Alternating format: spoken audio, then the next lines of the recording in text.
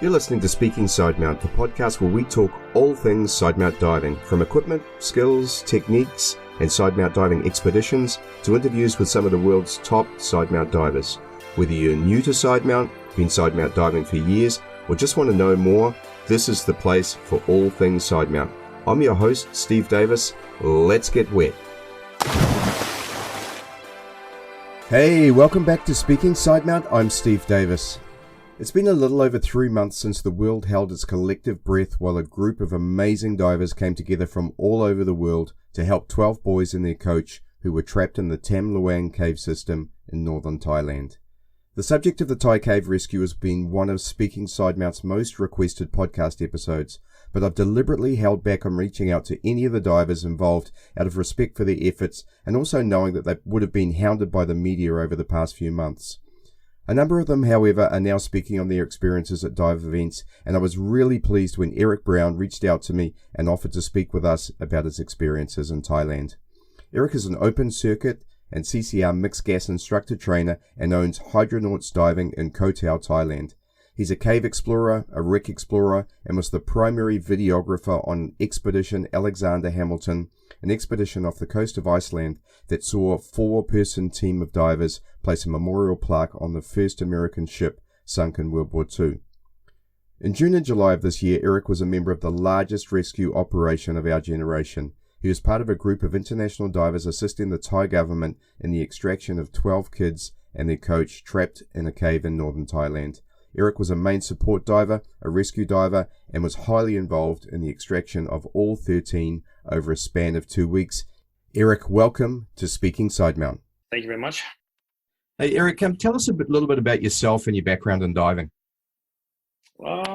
Started off with the recreational stuff on the Great Barrier Reef out in Australia. And when I first started diving, my passion was really underwater videos. So it didn't take very long for the underwater video side to get me into technical diving. And once I got there, there's really no going back, I guess. So I spent the majority of my tech stuff, probably 7 or 8 years in the deep walls off Egypt. Mm-hmm. This was the Dahab connection? Yeah, this is the Dahab connection for sure, yeah. And I had a really good time out there and got lots of experience and had a chance to meet some amazing people. So, yeah, that's where I got my foot in the door, and it's a little bit more most of my experience comes from. Yeah. I mean, as you and I spoke off mic beforehand, we both know Tom Steiner and Audrey Cadell pretty well, and I know, Tom cut his teeth in Dahab as well, and I benefited when he mentored me for a couple of years, and so I benefited from that as well. Yeah, I mean, I had the luxury of, when we took over the dive center, I had the luxury of working with them for a couple of months there, and it's, yeah, you learn from the best, so that's where it was. I was really fortunate to learn from them and get some experience. So yeah, great way to start out. Hey, you mentioned that off mic that you've dived extensively in Sidemount. Tell us a bit about that. Yeah, there was a couple of years there. I got myself caught in that thing where I only dive Sidemount and doing quite the deep stuff off the walls of Egypt, and doing a lot of work with Hollis in the past. And then I sort of got on, I guess, in the beginning of the little bubble, that if you want to call it a bubble, I guess. Yeah. Sort of more like an explosion, right? Yeah.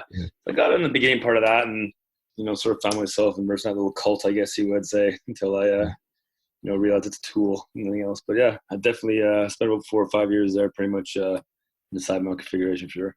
So you were diving more rebreather now? Yeah, it depends where I'm going.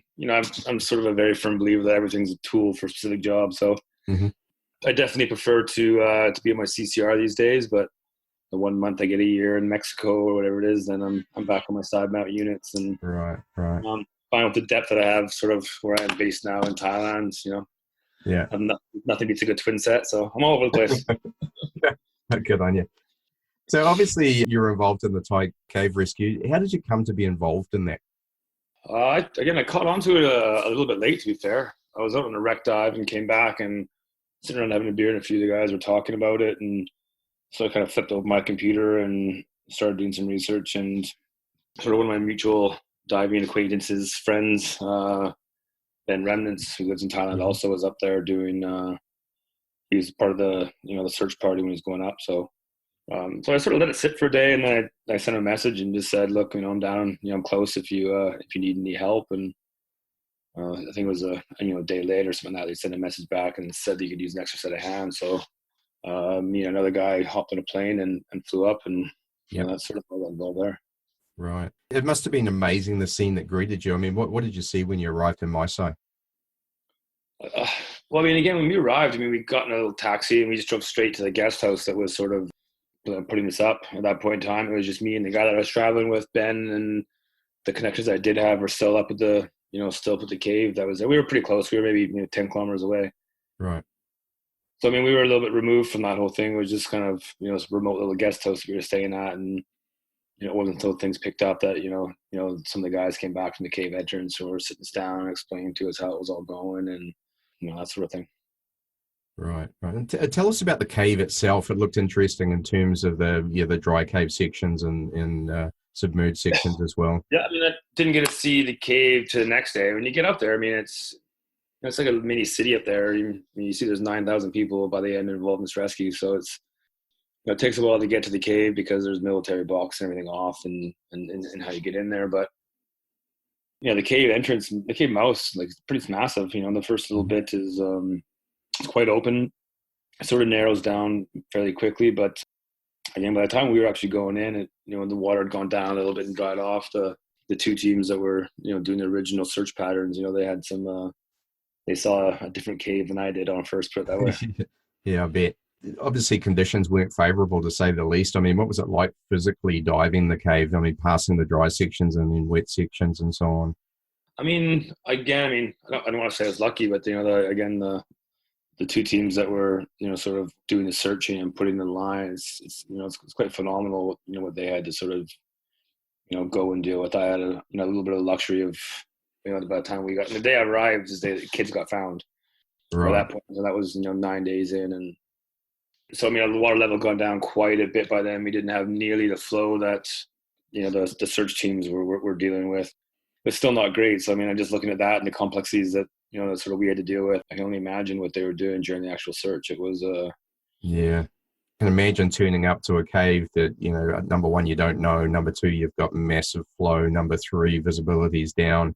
Number four, you don't really know where you want to go in the cave. And I guess one of the really important steps was getting that line laid, right? Because that opened up the access to other divers. Yeah, obviously this is not a diving cave. There's no permanent line in this one. It's it had been mapped when it was dry, which again I wasn't a part, but I can only think helped a little bit. They sort of knew where the cave went, and they had a little bit of idea of where the holes and crevices were. They were at least searching for, but just for safety reasons, and obviously we were pulling ourselves through against some of the massive flow. They weren't using normal cave line; they're using big nylon rope. So right. It wasn't you weren't putting down this nice little confined reel either. You're hauling in bunches of rope that they were doing, and obviously tying off there and searching around. Yeah, again, I think what the guys did, putting that line in, is quite phenomenal. I saw a huge amount of different equipment being used in the rescue. There were X-Deep harnesses, a bit of side mount open circuit. I think Miko Pasi was using an SF2 inside mount. Tell us a bit about the equipment that all you guys were using. Yeah, for most of us, we were all in your standard sort of side mount setup. Most of us X-Deep. We had a couple SM50s and a couple Apex up there. Mm-hmm. The UK guys are obviously in their own some setups that I don't even really know cobbled together in the garage. Yeah. I don't really know how to explain, but it was definitely it was definitely interesting. I consider myself pretty proficient in side mount diving for quite so many years now, and when you have to get explained how to put on one of these test harnesses, it's kind of embarrassing. Yeah, Miko was on an SF2 for a little bit, most of it. We had a front mounted Triton also on the rescue team. So yeah, but definitely the weapon of choice was definitely your standard side mount setup. Right. So when you guys turned up, what was the major task in front of you? You said you turned up when the boys had actually been discovered. Obviously, that was really just part one of the rescue, and to be honest, maybe the easy part, right? The hard work was then about to start. So what sort of task were you involved with when you first arrived? Yeah, like I say, we got there and, it was within 6 hours of arriving. We got the news that the boys had been found, and definitely a roller coaster that way. Everyone remained fairly dry for the next 3 days. They sort of figured out a game plan. We were sitting there sort of ready to go, and, I think they did a very good job of making sure they're strategic with, how they went in. But but as they sort of narrowed some of the options down, I believe there's sort of the team of four of us that sort of were like the, support rescue team, I guess. And, our job was just sort of go in there and, re-put some of the line in or move it around a little bit, try to make it a little bit more efficient. There's quite a few line traps that were there from other cables and stuff that we were getting kind of entangled in. And Right. we tried to make it a little bit more efficient if we could. And at the same time, strap 3 or 4 tanks between our legs and haul those in and, stagger those through the caving strategic areas. So it was sort of a double missions, and there was 4 of us. I think we did that for about 4 days. So in 4 days, we managed to I think we staged 65 tanks sort of in throughout the cave and tried to pull some things out and cable tied lines together just so it was a little bit more efficient for us to get in and out. Yeah, it sound like very long days. Yeah, I mean, it takes about an hour hike in to where you even start diving in chamber 3. And then depending on the mission for that day, we're looking, in total, we're looking between maybe, 8, 10, maybe even 12 hours sometimes. It's amazing. As I was watching from afar, I'm one of the only cave divers in my part of the world here, so people would come up and ask my opinion on what was going on. And obviously I'm watching the information that you're getting on the news media was relatively inaccurate a lot of the time. You could tell that. But when it became clear that the only way to get the boys out was to dive them out, my heart kind of sank at that point. I thought, how the hell do you do that? Talk us through the days leading up to and the development of that final rescue plan. I mean, how did they come up with that? I mean, it was very military in how it was set up, and that it was quite compartmentalized. We weren't there for a lot of the meetings on, sort of mission planning and how that went. But, we were sort of shooting around some ideas, and, even on the days sort of prior up to that, they were exhausting every option that, every time they were trying to drill, and that wasn't working. Keeping the kids in the cave for, 3 or 4 months till it's dry was not becoming an option with the, they're going to go hypoxic. We had 16% at the end, I think. And running O2 lines in wasn't feasible. And we sort of had an idea what the plan was. We were bringing in full face masks already and sort of testing that. I think, when we got sort of news that the weather was going to turn on us and we were running sort of options, then we started, actually putting some of these tests into place. I guess they brought us down to the pool. We were actually trying some of the configurations, making sure that, the mask would fit and they'd seal and the design they had would, work in the end. So, eased us up to it until they sort of gave us the final, this is sort of how we're going to do it. Do you guys want to be part of it? Yeah. So you actually got an option. I mean, you had to be on a volunteer basis kind of, and, towards the end there. And, they definitely gave us an option. I mean, we were there as an option the whole time. We came up, when I went up there, I wasn't really sure how my involvement was going to be. I just went up there to help if I was carrying tanks or doing whatever it was. And we'll see that didn't quite happen that way. But, definitely gave us an option. They said, this is what we're going to do. Obviously, there's a very inherent risk in what's going to happen. You guys have to think of, is it something that you want to be a part of? And by that point in time, I think you're quite emotionally invested in it. So, I think for the 4 of us who were sort of working on the support side of things, there wasn't much hesitation that we wanted to see this one through. So. So you're sort of mentioning you're working in a team of 4 there. So how did you guys actually plan your dives alongside everything else? I mean, I'm assuming that you pair up. Did you work as a team of 4 or 3s? And interesting from a cave diver's point of view, your navigation, your gas planning, yada, yada, all the things to make sure that you can do it safely. Yeah. I mean, again, we were, so we were a team of 4, and sometimes we'd have little mini missions within our day. So, for us, we broke off into teams of 2.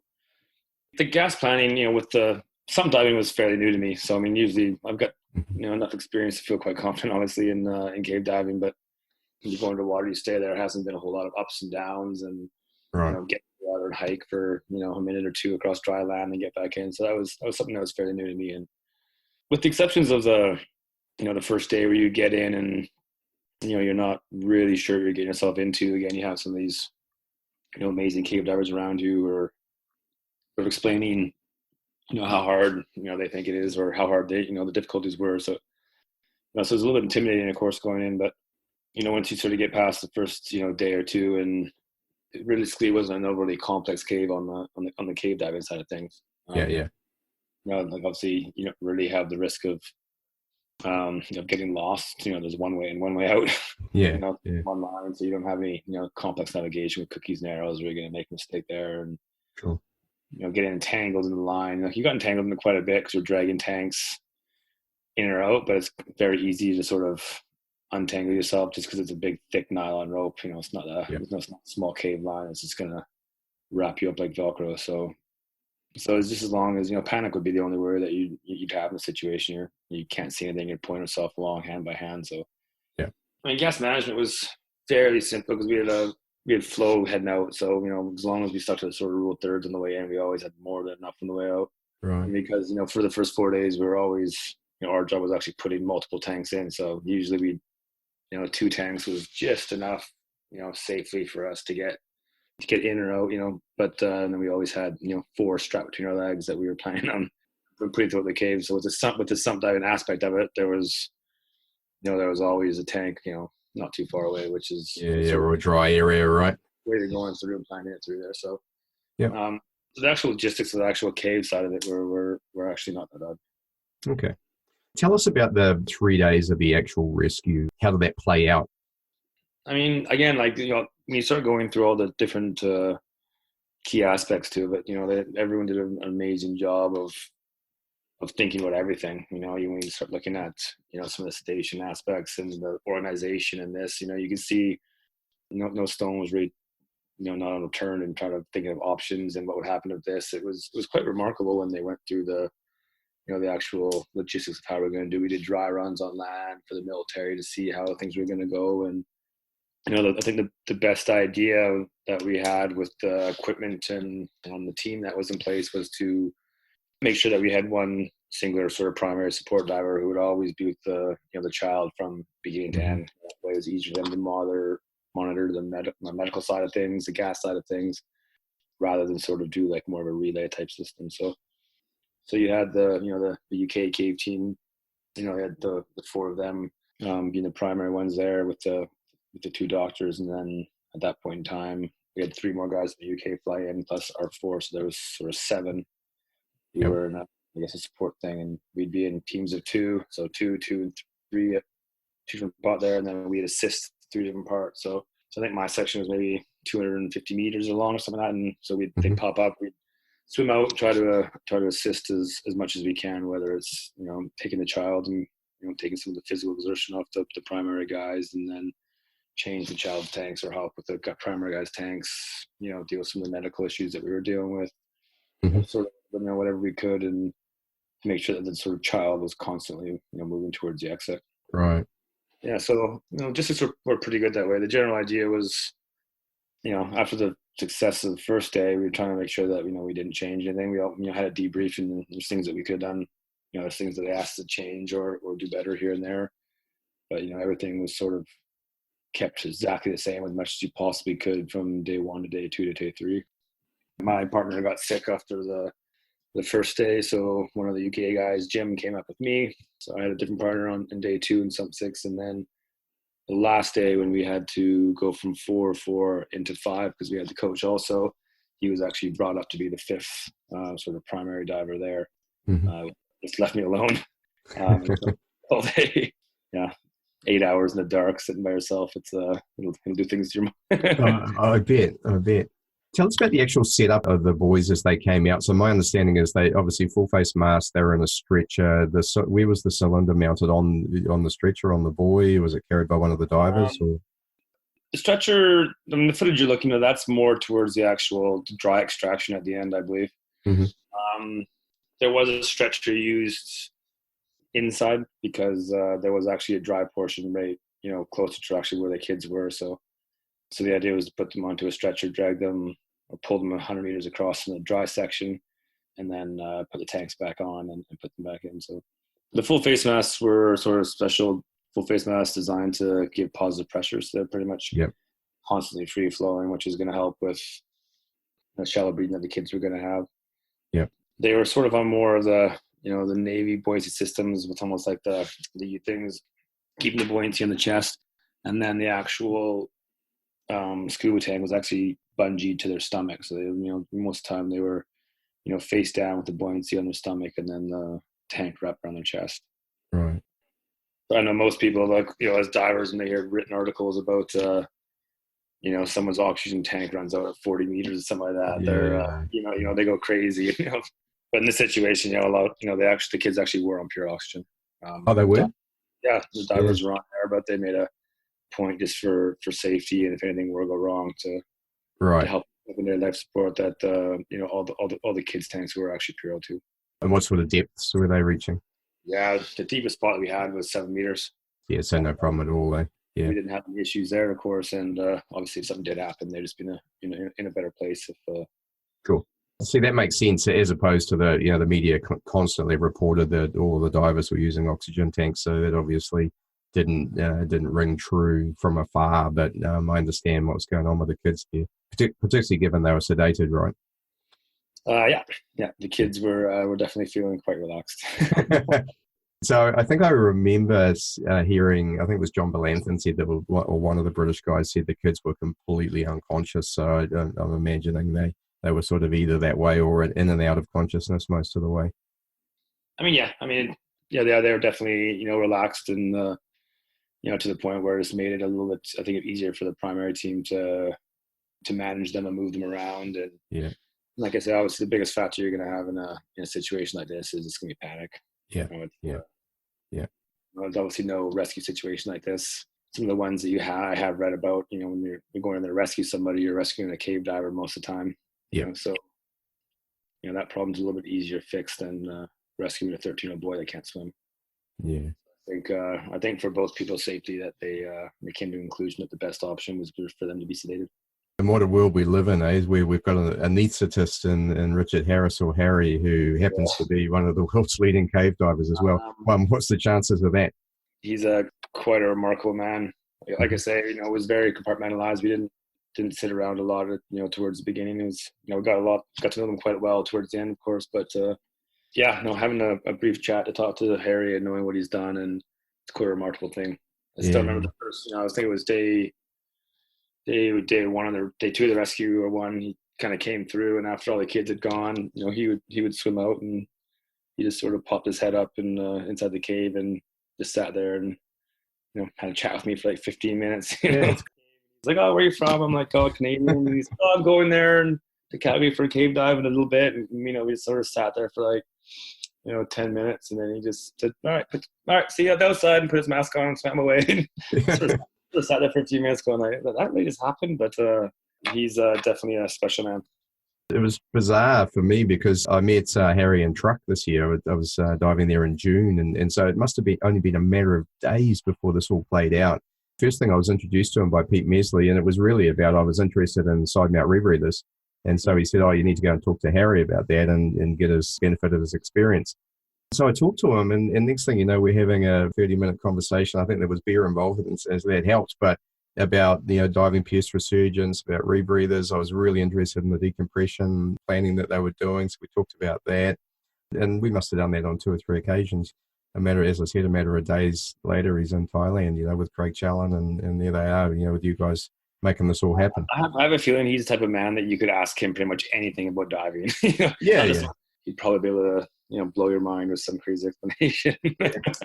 Yeah, exactly. Obviously, that must have been one of the great things about this is meeting some of the other divers. I mean, tell us about your experience here. That's Harry, but did you get a chance to meet some of the British guys and other guys involved?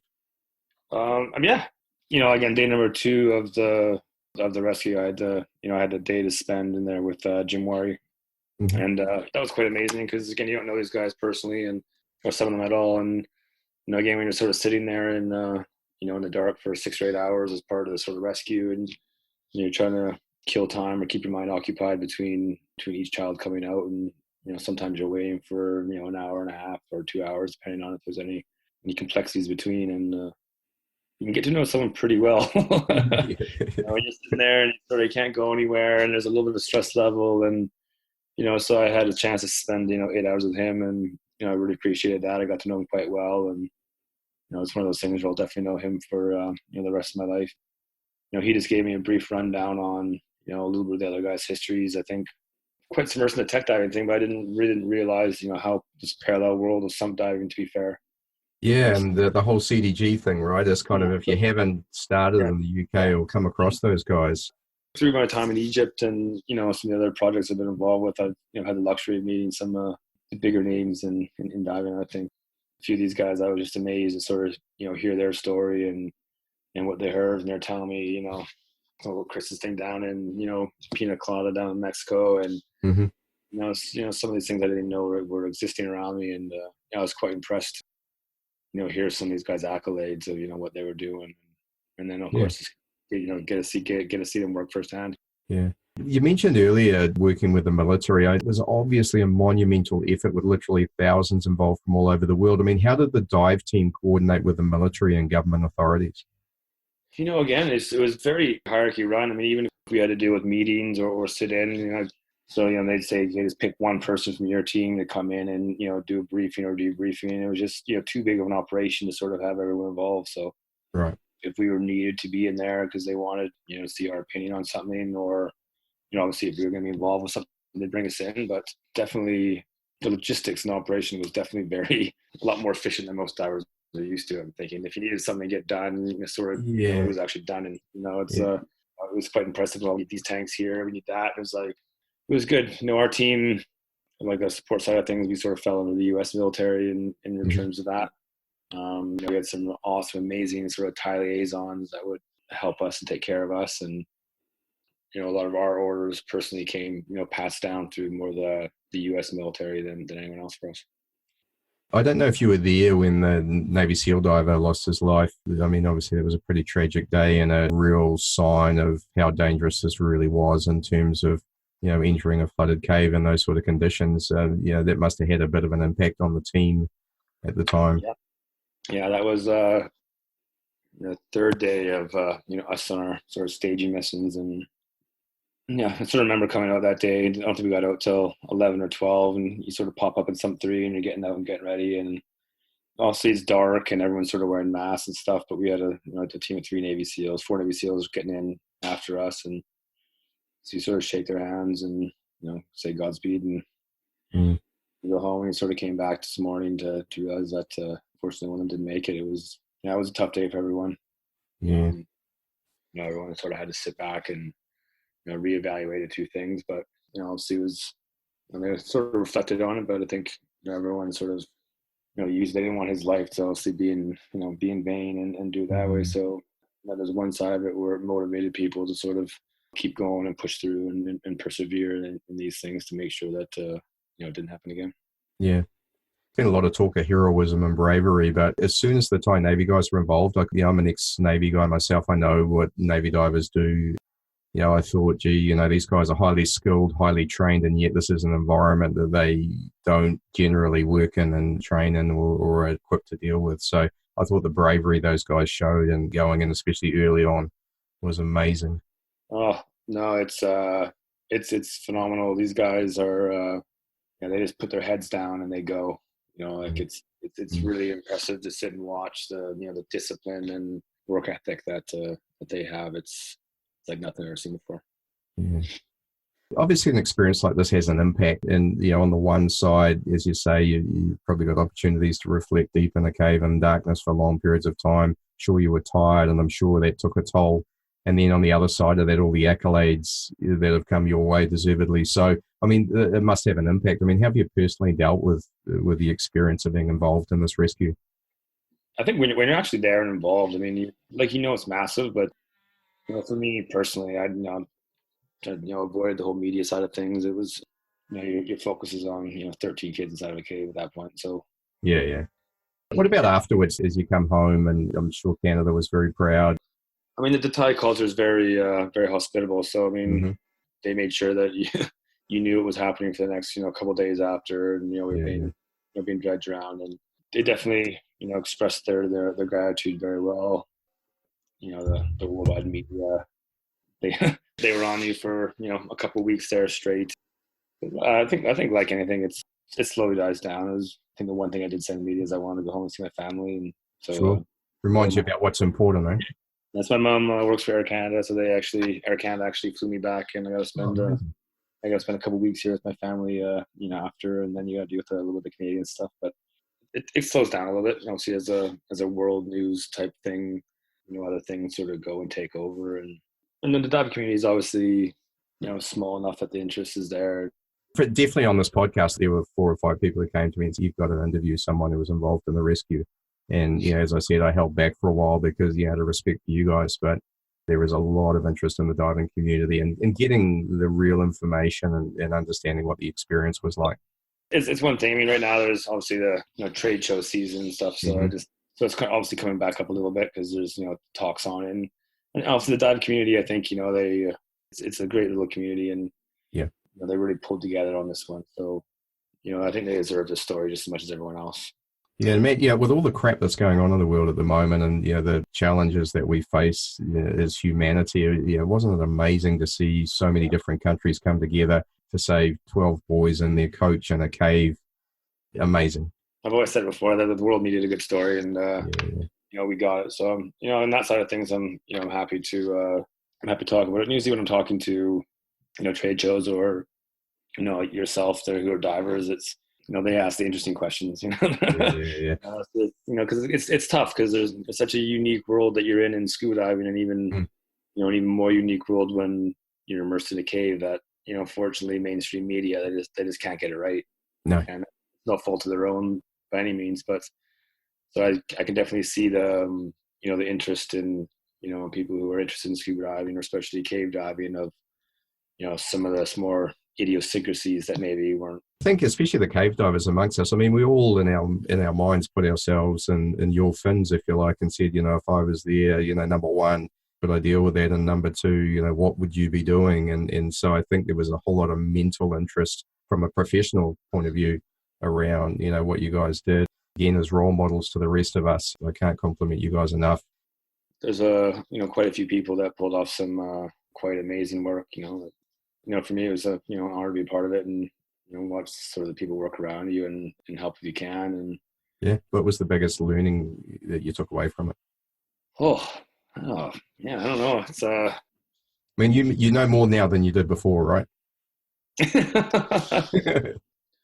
It's going to be a lot more perseverance of just sort of keep on going, and you can run that parallel to your life lessons if you want, but then as people didn't let go, there's you get into day 8 or 9, the kids haven't been found, and they're still pushing through. And unfortunately, met with Salmon, and he passed away, and people kept pushing through. And then we had to deal with some weather, and he just kept pushing through. And it's sort of amazing what happens when you get 9,000 people, so we're all working together.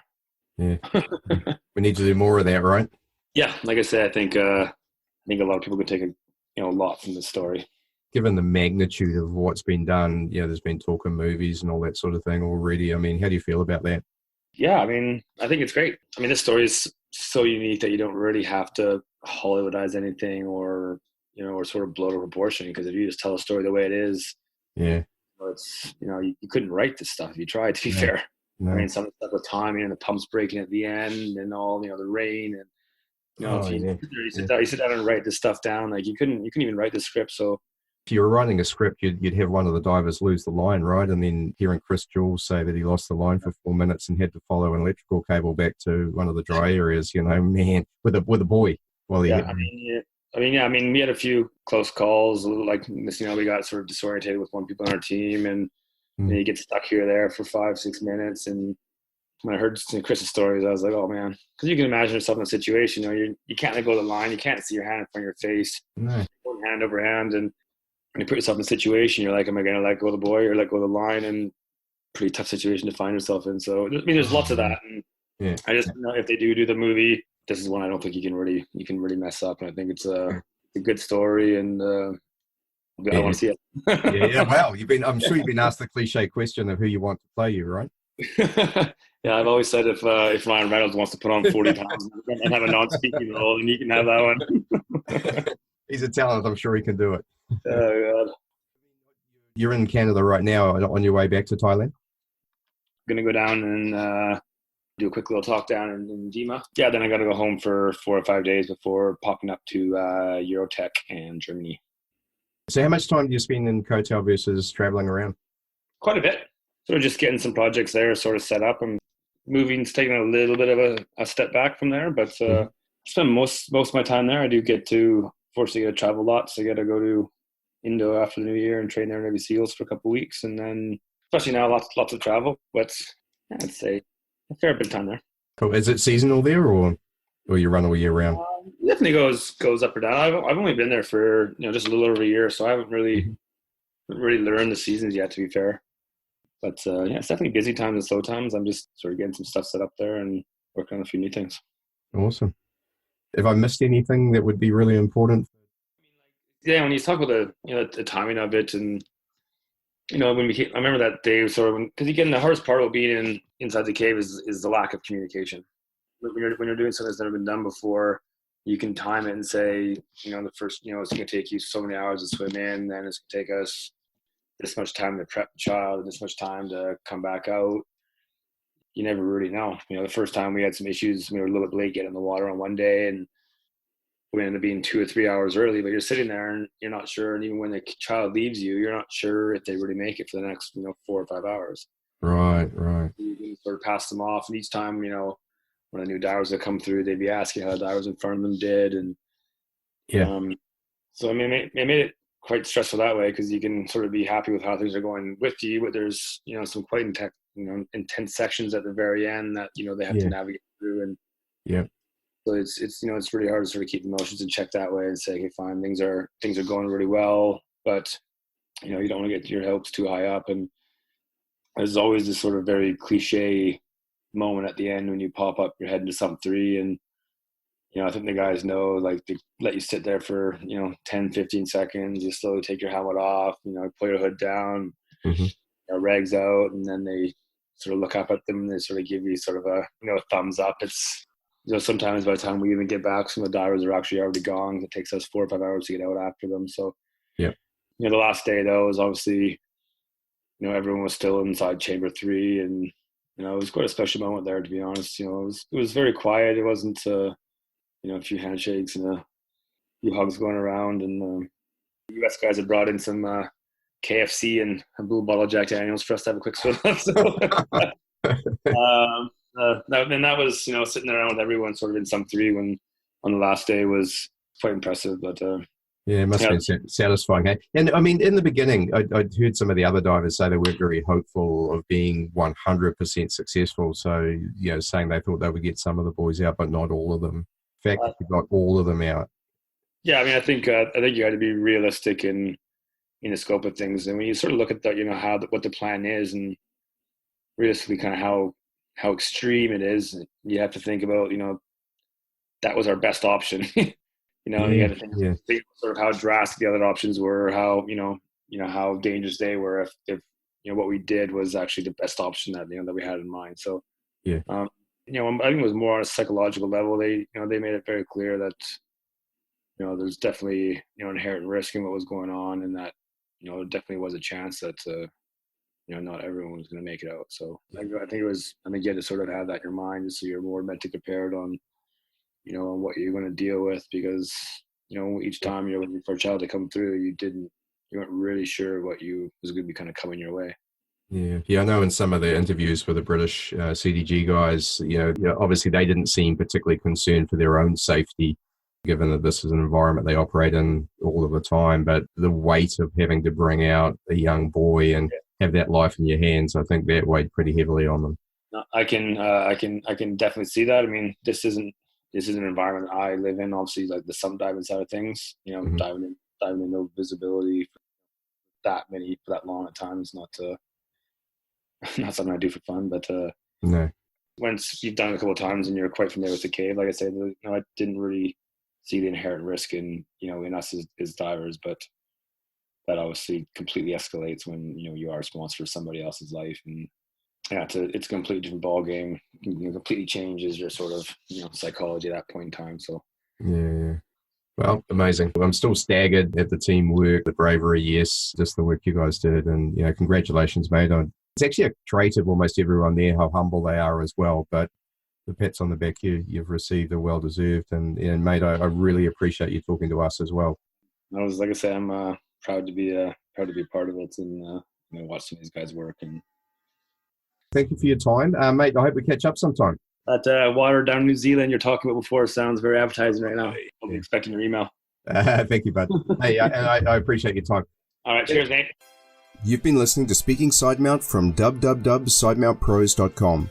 If you like the podcast, please subscribe and consider leaving us a 5-star review. If there's something you'd like us to cover on the show, then let us know via our Facebook page listed in the podcast notes. Thanks again, and we look forward to you joining us on our next episode of Speaking Side Mount.